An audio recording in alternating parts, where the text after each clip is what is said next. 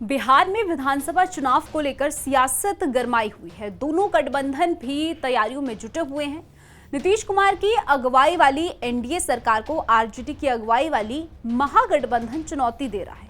इस चुनाव में इस बार कई छोटे दल ऐसे हैं जो कि दोनों गठबंधन का खेल बिगाड़ सकते हैं। इसमें चिराग पासवान से लेकर प्रशांत किशोर की पार्टी शामिल है। तो चलिए जानते हैं कि इन पार्टियों का चुनाव में क्या जनाधार है और ये किसका खेल बिगाड़ सकते हैं।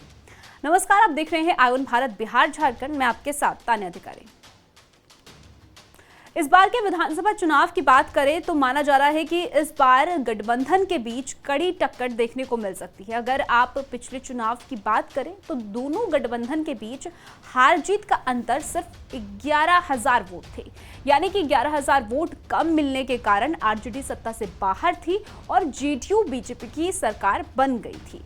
ऐसे में अगर ये छोटे दल, जिन्हें वोट कटवा पार्टी भी कहा जाता है, 10% वोट भी अगर इधर उधर करते हैं तो दोनों महागठबंधन को बड़ा नुकसान पहुंचा सकते हैं। इस बार अगर देखा जाए तो छोटे राजनीतिक दलों में चिराग पासवान के नेतृत्व वाली रामविलास की लोजपा तेजी से एक बड़ी ताकत के रूप में उभर रही है। खासकर कि 2024 के लोकसभा चुनाव में अपने प्रभावशाली प्रदर्शन के बाद उनकी ताकत बढ़ी है।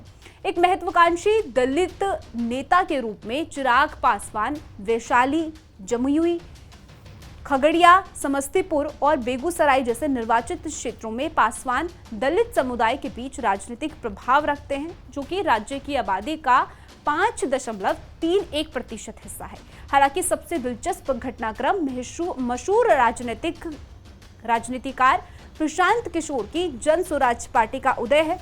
2024 के उपचुनाव में इस पार्टी ने 4 निर्वाचन क्षेत्रों में लगभग 10% वोट हासिल किए। इसमें इमामगंज निर्वाचन क्षेत्र में जितेंद्र पासवान को 20% वोट मिले।